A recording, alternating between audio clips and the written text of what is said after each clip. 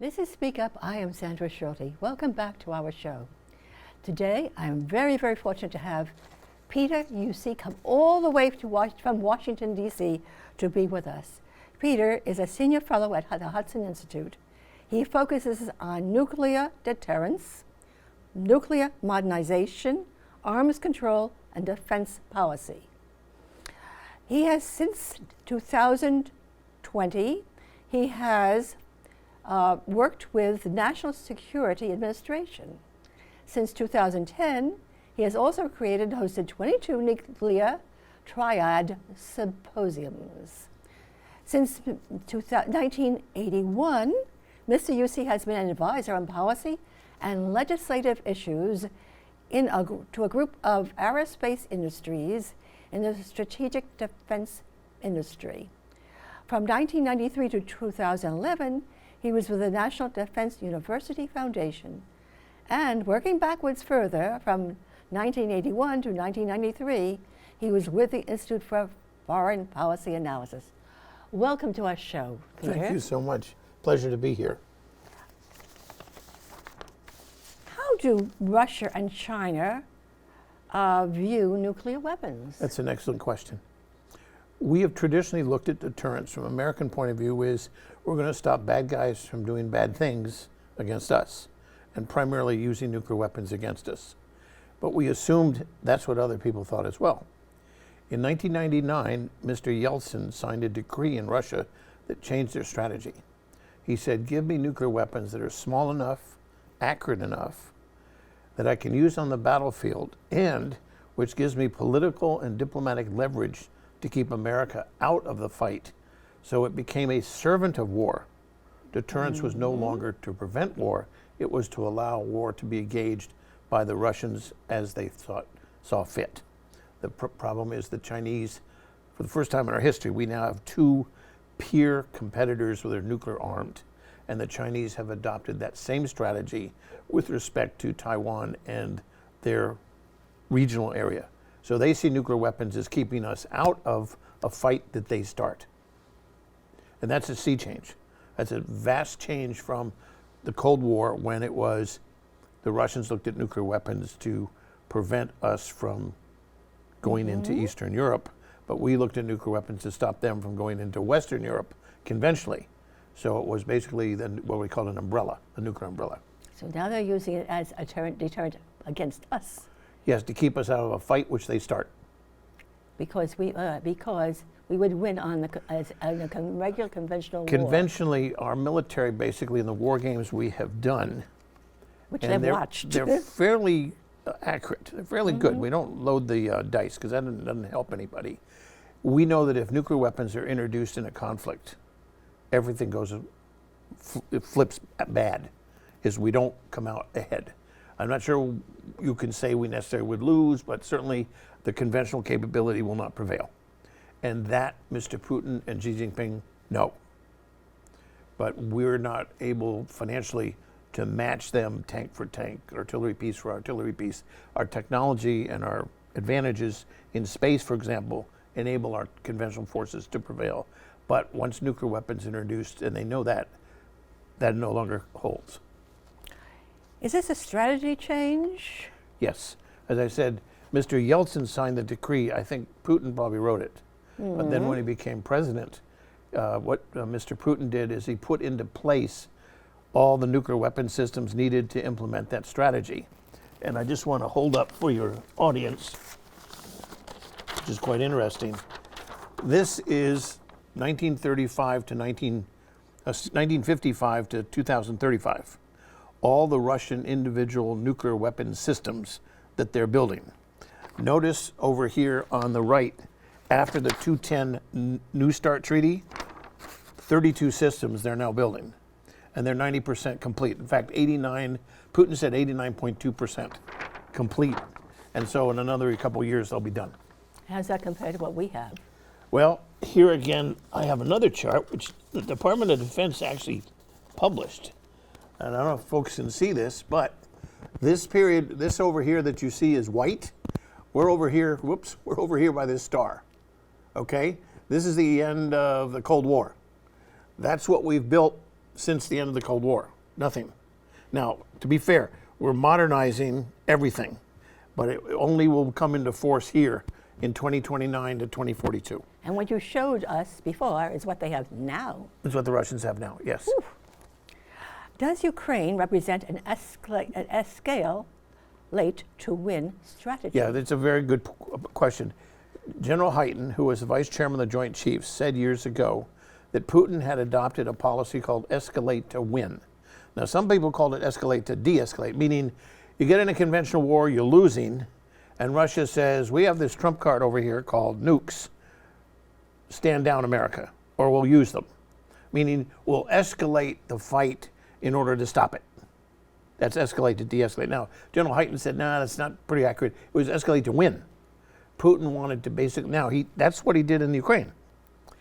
Originally in December, he said, parenthetically, hypothetically, if he went into Ukraine, NATO must not interfere. They must not interfere in Georgia and Moldova in 2008 and 2014. Remember, he said, stay away, which we did. And he said, if you do come in, we'll nuke you, or words to that effect. In fact, since February of this year, Putin and his senior military and civilian advisors have over 44 times explicitly said they will use nuclear weapons against the United States if we come to the defense of Ukraine. What he meant is bring in airplanes or tanks or artillery.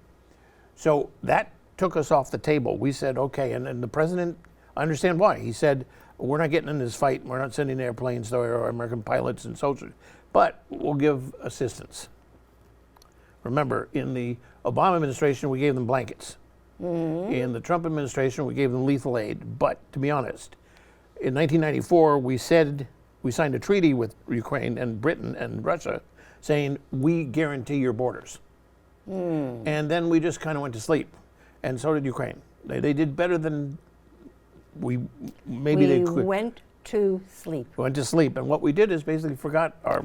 And Russia did not go to sleep, and China did not go to sleep. I would say that Mr. Yeltsin went to sleep about 3 years or 4 years, and then Putin took over. And he put together a plan of modernizing, as I showed in that chart, all their nuclear weapons, everything. Now you have to understand, over half of their nuclear weapons aren't under any arms control. They're called theater or regional or short range. There's no legal limits whatsoever. And on their strategic long range weapons, in which there are treaty limits, it's goofy. The way we verify a treaty is we say we want to see that missile, and we can do this 12 times a year. And we go and look at the missile, and the Russians said it has 3 warheads. And we open it up, and we don't see the warheads, we see a shroud over it. It can be a metal shroud, can be a cloth shroud. And then we say, what does that look like? 3, 4? They say 4. Okay, 4. Because if we find out it's 5, there's no penalty. And so what we did under the START 1 treaty under Reagan did something different. Reagan and Bush had something different. Said every missile must count as the way it was tested. I don't care if you put 1 warhead on it. If you test it with 5, it counts as 5. So under a treaty of 6,000 warheads, we severely limited the number of missiles they could have. That went away under New START, which was 2010. Okay? So just remember, Putin signs a treaty in 2010, and in that period of time, between then and today, he has deployed 32 new nuclear types of nuclear weapons. So arms control is, the numbers came down, but the total number of systems went up, and that means his ability to get out of Dodge and rush up and increase is enormous. Compared to ours, we can double our weapons in 4 years. He can triple his weapons in a matter of 5 to 7 years because he has the warheads. Oh, because he has the warheads, not because of the way the treaty is written.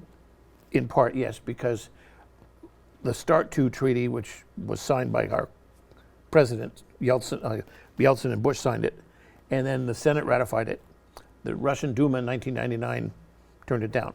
And what was important is that it got rid of all multiple warheads on land-based missiles. Why that's important is the land-based missile is on alert 99% of the time.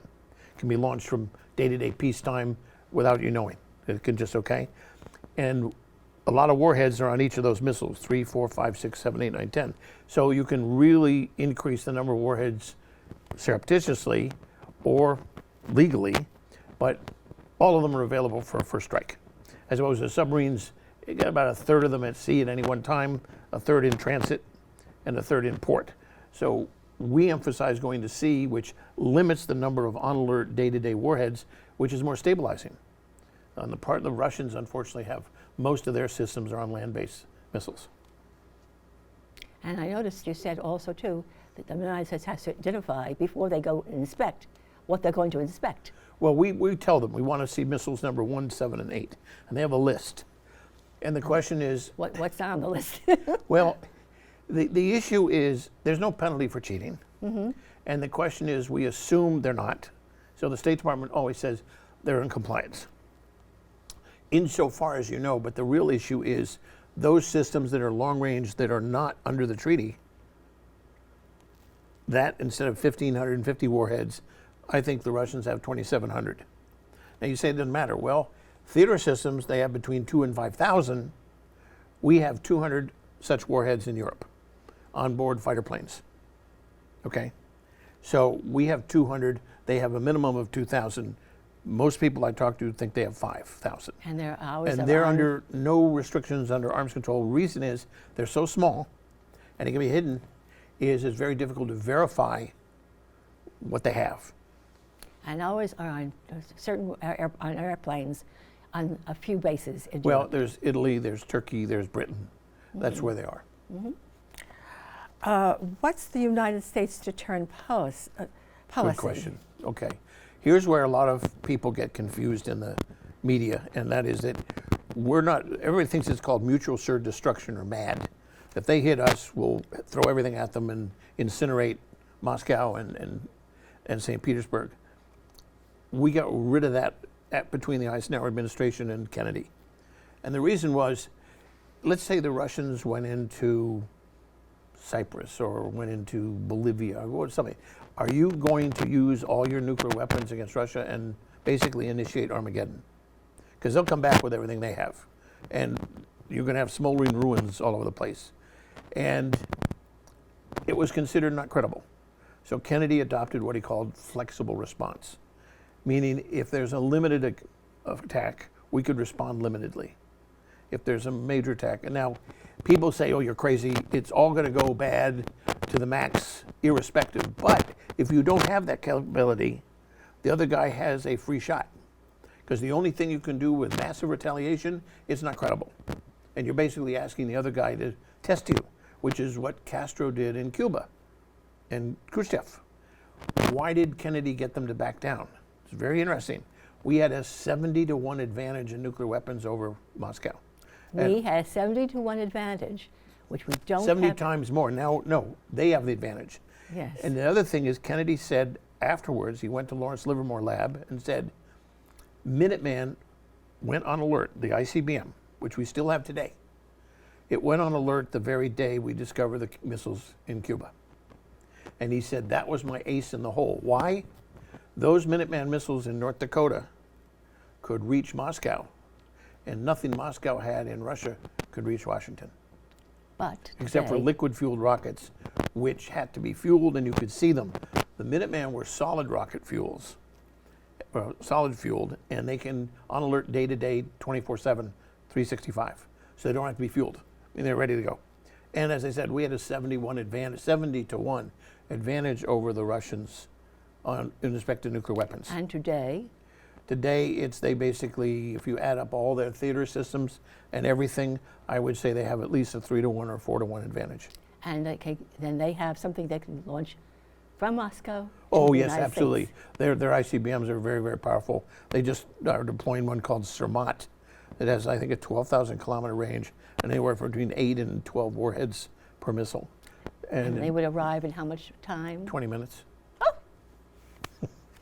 So our philosophy has always been, and this is very important, we're not going to incinerate people's cities. That's immoral. I mean, it's going to be crazy enough if nuclear weapons get detonated anywhere. But our objective is, what does Mr. Putin value? What does Xi Jinping value? These are people that over time have killed 125 million of their own people. The communists have. Right. They don't care about their people. Right. The fact that a city might burn to the ground because you hit it with a nuclear weapon doesn't stop them from firing missiles at us. The President of the United States wants to know, how do I stop them from firing missiles at us? How do I stop those bombers? How do I stop the submarines? Our objective is to take out their military equipment that are valuable to them, without which they cannot prosecute a war. It could be a cyber facility, it could be a bomber base, and you can do it with a small nuclear weapon very quickly, and you leave cities alone. Now, is it going to be quote unquote collateral damage? Yes, but you got to understand, we have to think how they think.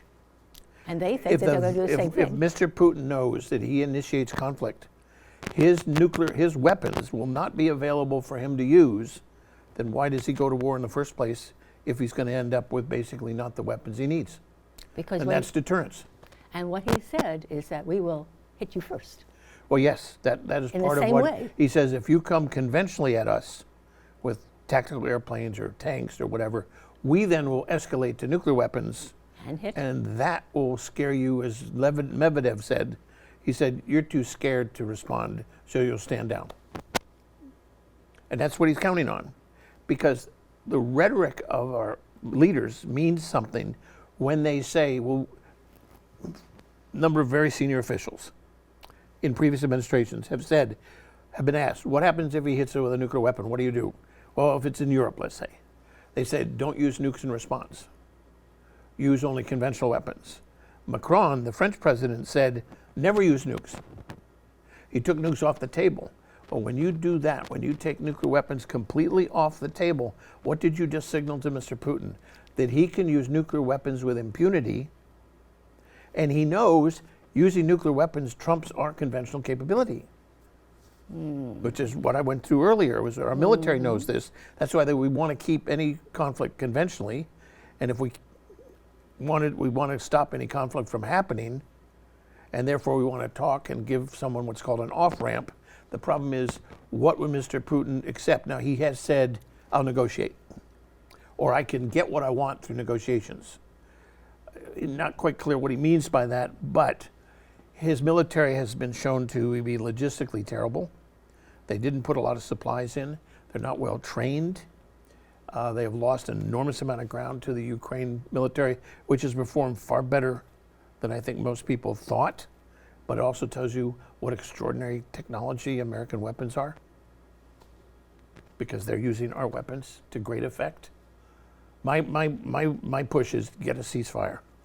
Stop this. I mean, Ukraine, God love these people. My best friend's wife is from Crimea, and her family's still there. And the destruction of that country is going to take so many decades to undo. We have to stop it. Now, I understand the argument. You don't change borders with military force. That's why Margaret Thatcher went into the Falklands. That's why we kicked Saddam Hussein out of Kuwait. Under the principle of international law, you don't use military force to change borders. And I understand the arguments of some that, well, are you willing to risk nuclear war over this issue? Well, for the entire Cold War, we were. And our nuclear umbrella over Japan and Korea, I lived in Korea for 2 years as a student. And I tell you what, when you're in Seoul and you're 17 miles from the DMZ, which is Washington, D.C. to Dulles Airport, that's how close you are. And the North Koreans have 27,000 artillery rockets aimed at Seoul. Thank God for the American umbrella, because it has kept the peace since 1955, 54, or 53, excuse me, the end of the Korean War. And it's an extraordinary achievement. Look at Korea, look at South Korea. One of the most extraordinary achievements. And look at Japan. And look at Germany. Two of our enemies in World War II, now friends, and then Korea that was just destroyed for the Korean War. So when you ask the question, what's our deterrent policy? Our deterrent policy in North Korea is, if they invade, we're going to turn them into a parking lot, which is what we should do. However tragic that is for the people of the country, I personally would like to see the regime got rid of. There's no more barbaric regime in the world than North Korea, bar none. But that's a hard thing to do. Communist regimes have this resiliency that keeps them around for a long time. That's not one of my fears, is that Russia says to themselves, look, I have all these people I can throw in, and Ukraine, no matter how well they're performing today, has only X amount of people in total. The issue here is my friend Steve Blank, who I wish people would go online, and used to be with the Army War College and now with the Foreign Policy Research Institute in Philadelphia. Stephen said, if the Russian military collapses because of this fight, the KGB will step in and stop it. Because then Russia will collapse if there's no military capability. And that means they'll stop the war. And if that means they have to get rid of some of the leadership, they have to get rid of some of the leadership. So, but the question is whether Putin allows that to happen, and before that uses nuclear weapons. Some people have said he's in the kitchen banging his nuclear pots and pans and making a hell of a racket, but it's all a bluff. I don't think the question is, he has said things that are so radical that I don't mind if we all die in a nuclear war. Russians are the good people and we're going to heaven, and you guys are all going to hell.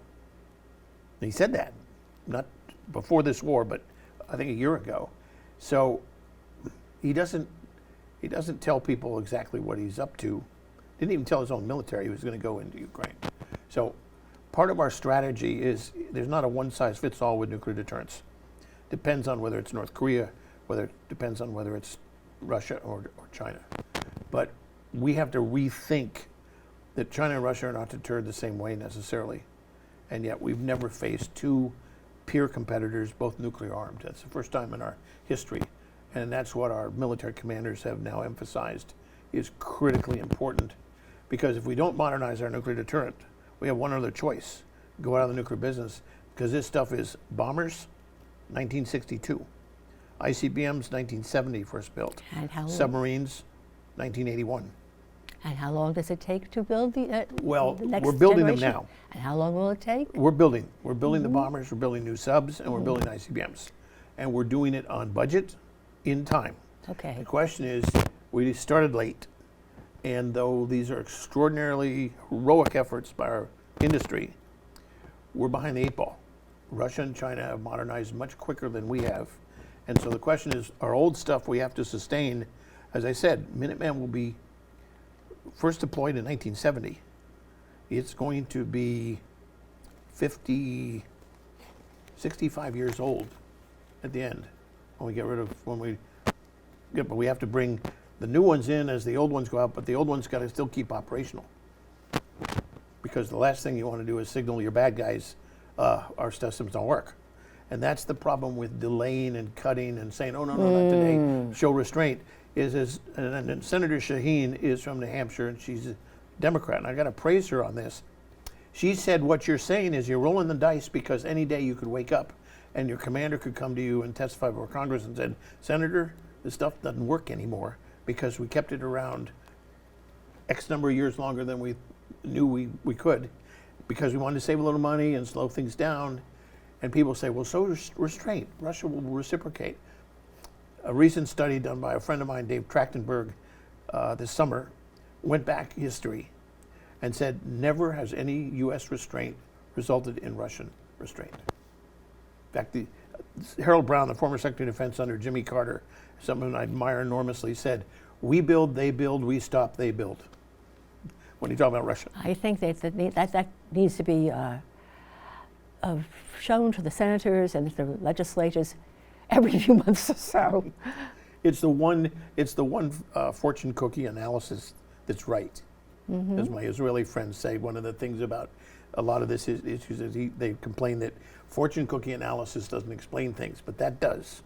And Harold Brown deserves a lot of credit to encapsulate that in just a few words. There's also a problem with, do you have people who really know those older systems? They die, they retire? Well, that's a very good question. Our labor force and our nuclear experts and our professionals, we got a lot of people 55 and older who are retiring, and we kind of that middle 25 to 55 we don't have. We got a lot of young people coming in because we're now modernizing and we're doing a lot of work in the laboratories, and we're allowed to do the command and control, which we got to redo. But that middle group we're missing because, as I said, as this chart here, we went to sleep.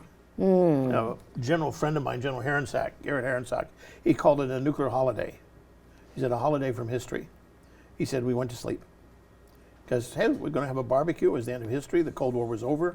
Everything was cool. Remember, Francis Fukuyama said it was the end of history. Everybody's accepted the liberal international order. And what's interesting is Mr. Putin and Xi Jinping didn't. I want to thank you so much. Thank you. For coming on our show. If there's something that you would like our audience to take away with them. We have to modernize because their only other choice is to get out of the nuclear business. It's number one. Number two, we have to think very seriously how to bring China into, if not arms control business, in the deterrent business. Because they, like Mr. Putin, think nuclear weapons are weapons of diplomacy and politics that they can use to get what they want. And that is a sea change. That's totally different than where it was during most of the Cold War. Third, missile defense is good because there's no reason you have to be vulnerable.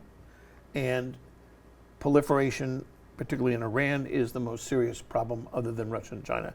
And that we have to concentrate on stopping Iran from going nuclear. I don't know that we can denuclearize North Korea. They're already there. And that is a deterrent issue, but deadly serious because they all work together. Peter, I want to thank you so much for having come on our show, for taking that time to come from Washington to New York. Anytime. Be delighted to. Thank you so very much. I hope your audience learned something from this. And if not, feel free to send me their comments or questions. I'd be happy to answer them. This is Sandra Schulte. Have a wonderful, wonderful rest of the day. Goodbye.